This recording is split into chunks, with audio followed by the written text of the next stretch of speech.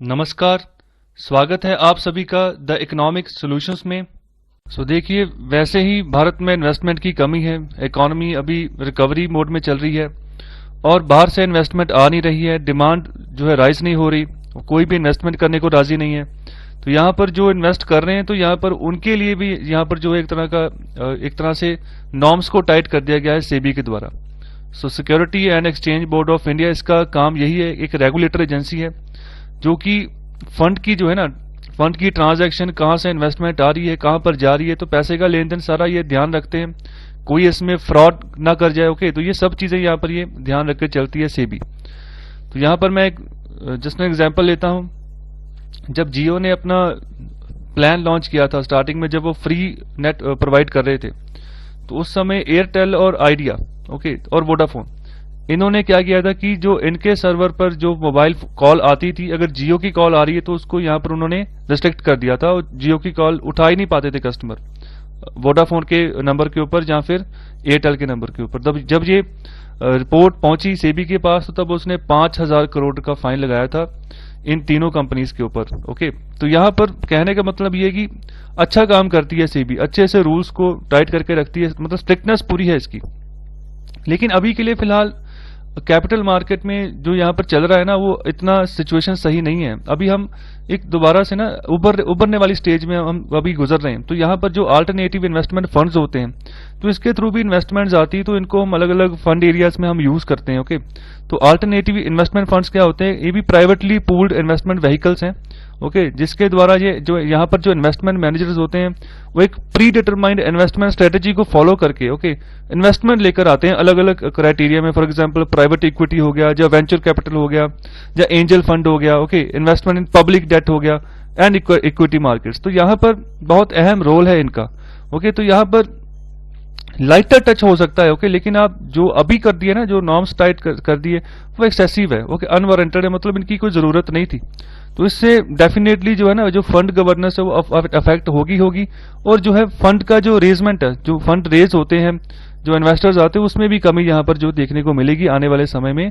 तो यहाँ पर क्या किया गया है, यहाँ पर जो इन्वेस्टमेंट कमेटीज होती है ना, AIF की, अल्टरनेटिव इन्वेस्टमेंट फंड्स की, तो यहाँ पर क्या मैंडेटरी कर दिया है कि जो उसके मेंबर होंगे इन्वेस्टमेंट कमेटी के, वो भी इक्वल रिस्पॉन्सिबल होंगे मैनेजर के फॉर द इन्वेस्टमेंट डिसीजन। जो भी इन्वेस्टमेंट के रिलेटेड डिसीजन लिया जाएगा कि फलानी इन्वेस्टमेंट अगर हमने वेंचर कैपिटल के थ्रू करनी है, या एंजल फंड के थ्रू करनी है, ठीक है, को क्या करनी है या नहीं करनी है, ठीक है, जो इन्वेस्टर्स इन्वेस्ट कर रहे हैं क्या सही है। तो इसके रिगार्डिंग ये सब डिसीजन लेते हैं। तो यहाँ पर जो मेंबर्स हैं उनको भी यहाँ पर जो है मैंडेटरी कर दिया है कि वो भी जो है इक्वली रिस्पॉन्सिबल होंगे मैनेजर के। तो ऐसा, इससे बहुत बड़ा प्रभाव यहाँ पर पड़ेगा। तो साथ ही साथ इन्होंने ये भी नहीं बताया कि जो इन्वेस्टमेंट डिसीजन होगा, इसको कॉन्स्टिट्यूट कौन करेगा। तो इसको अनडिफाइंड छोड़ दिया, इसके बारे में डिफाइन ही नहीं किया अच्छे से। तो ताजो की जो इन्वेस्टमेंट के रिगार्डिंग जो भी डिसीजन हो कि आने वाले समय में कोई मैनेजमेंट करनी है, एसेट मैनेजमेंट करना है, या रिस्क इन्वेस्टमेंट करनी है किसी भी पब्लिक एंटरप्राइज की, तो उसके बारे में अच्छे से हम काम कर सकें। तो यहाँ पर एक क्वेश्चन मार्क सा लगा दिया है, मतलब कि नॉर्म्स टाइट कर दिए, ये बता दिया है, लेकिन अच्छे से उसको डिफाइन नहीं कर पाए। तो यहाँ पर आगे हम बात करने जा रहे हैं जो प्रैक्टिस होती है मैनेजर्स की। उनका बेसिकली काम होता है, जो इन्वेस्टमेंट कमेटीज होती हैं वहां पर इंडिपेंडेंट एक्सपर्ट्स को अपॉइंट करना, जो उसके गवर्नेंस स्टैंडर्ड है उसको शोर अप करना, फंड्स को राइज करना। साथ ही साथ जो मेंबर्स होते हैं IC के, ठीक है, वो भी यहाँ पर मिलते हैं, ठीक है, इन्वेस्टमेंट प्रपोजल को यहाँ पर नॉर्मली ओके बोल देते हैं, और बाद में जो फंड मैनेजर्स होते हैं वो इसको जो है एवेल्यूट करके एग्जीक्यूट कर देते हैं। और यहाँ पर अगर आगे बात करें कि जो भी इंडिपेंडेंट असेसमेंट होती है ना ICs के द्वारा, इन्वेस्टमेंट कमेटीज के द्वारा, वो एक गुड फेथ बेसिस के ऊपर होती है। तो आपस में जो भी उनका एक फेथ बना होता है उसके हिसाब से ये काम करते हैं। और ओवरऑल जो कंट्रोल होता है AIF का, ठीक है, उसका जो कंट्रोल रहता है सिर्फ और सिर्फ जो कंसर्न मैनेजर्स होते हैं उसी के अंडर ये काम करते हैं। तो ये पूरा का पूरा सिनेरियो है जिस हिसाब से ये काम करते हैं, जिस हिसाब से ये अपना फंड रेज करते हैं, अलग अलग जो इक्विटीज हैं वहां पर ये फंड लगाते हैं बाद में, ठीक है, इन्वेस्टमेंट के थ्रू। आगे बात करें तो यहाँ पर जो सेबी के द्वारा मूव लिया गया है कि IC मेंबर्स को भी यहाँ पर जॉइंटली रिस्पॉन्सिबल बना दिया है AIF के इन्वेस्टमेंट डिसीजंस के लिए। तो ये जो है एक रेगुलेटरी ओवररीच यहाँ पर कहा गया है इसको।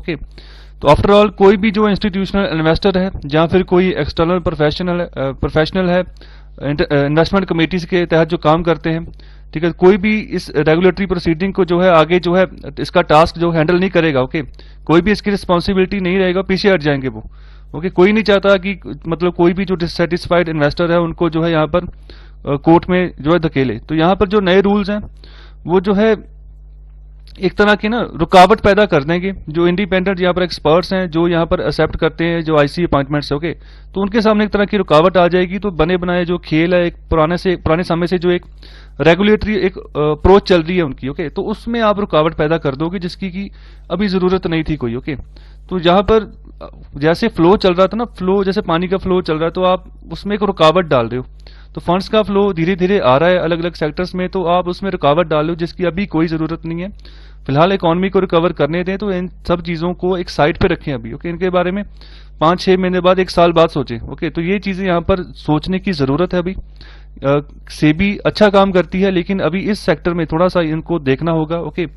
डिफाइन करें अच्छे से कि कॉन्स्टिट्यूट कौन करेगा इन्वेस्टमेंट डिसीजंस को, और जो क्वेश्चंस उठते हैं ना उस क्वेश्चंस का अच्छे से आंसर दें, उनका सॉल्यूशंस निकालें, तब जाके बात बन सकती है। सो आई होप आपको ये एपिसोड अच्छा लगा है, तो कृपया लाइक, शेयर और सब्सक्राइब जरूर करें। आपका बहुत बहुत धन्यवाद लेक्चर सुनने के लिए।